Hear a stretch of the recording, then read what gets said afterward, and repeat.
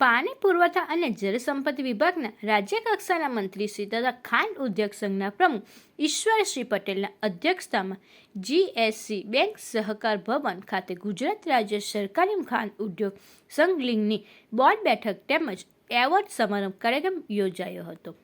આ પ્રસંગે મંત્રી ઈશ્વરસિંહ પટેલે જણાવ્યું હતું કે દર વર્ષની જેમ આ વર્ષે પણ 2024-25 માટે lifetime achievement award, best technical efficiency award, best sugar factory award તથા શેરડી ઉગાડતા ખેડૂતો માટે બેસ્ટ સુગર કેન ફાર્મર્સ એવોર્ડનું આયોજન કરવામાં આવ્યું છે। એવોર્ડ પ્રાપ્ત કરનાર તમામને તેમને અભિવાદન પાઠવ્યા હતા।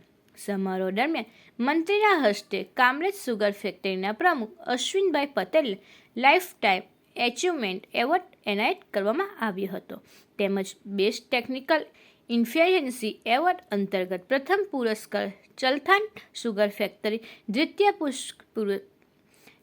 પુરસ્કાર ગંડેવી સુગર ફેક્ટરી અને તૃતીય પુરસ્કાર મહુડા સુગર ફેક્ટરીને આપવામાં આવ્યો હતો। ઉપરાંત 2024-25ની સિઝન માટે 9 જેટલા ખેડૂતો સભાસદોને best sugar cane farmer award આપી સન્માનિત કરવામાં આવ્યા હતા। તમામ વિજેતાઓની શાલ ઓઢાવીને પ્રમાણપત્ર એનાયત કરવામાં આવ્યા હતા।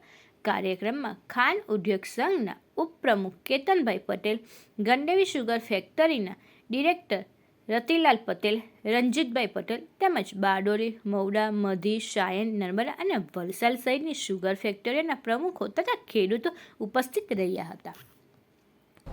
ગુજરાત રાજ્ય ખાંડ ઉદ્યોગ સંઘ લિમિટેડની આજને અહીંયા જે કેવડિયા ખાતે બોર્ડ મિટિંગ રાખવામાં આવી હતી અને એ બોર્ડ મિટિંગમાં અમે દર વર્ષે એજીએમની અંદર એમ તો અમે એવોર્ડ આપતા હોઈએ છીએ, પરંતુ આ વખતે એજીએમ ડિસેમ્બર મહિનામાં પૂરી થઈ ગઈ હતી અને આજે અહીંયા ભેગા થઈને આજે દર વર્ષે લાઈફ ટાઈમ એચિવમેન્ટ એવોર્ડ અમે આપતા હોઈએ છીએ। આ વખતે કામરેજ સુગરના ચેરમેન શ્રી અશ્વિનભાઈને આ એવોર્ડ પ્રાપ્ત થયો છે, એમને પણ શુભેચ્છા આપું છું। સાથે સાથે ટેકનિકલ એફિશિયન્સી એવોર્ડની વાત કરીએ ત્યારે ટેકનિકલ એફિશિયન્સી એવોર્ડ એ ફર્સ્ટ પ્રાઇઝ ચલથાણ સુગરને આપવામાં આવ્યું છે, સેકન્ડ પ્રાઇઝ ગણદેવીને અને થર્ડ પ્રાઇઝ મહુવા સુગરને મળ્યું છે। સાથે સાથે દર વર્ષે અમે જે ખેડૂતો પોતે વધુ ઉત્પાદન મેળવે છે એમને પણ અમે 9 જેટલા ખેડૂતોને એવોર્ડ આપતા હોઈએ છીએ। એમાં પણ 4 બારડોલી સુગર ફેક્ટરીના, 4 ગરડી સુગર ફેક્ટરીના અને 1 કોપર સુગરના ફાર્મરને ખેડૂતને આજે અહીંયા એવોર્ડ પણ એમને આપવામાં આવ્યો છે।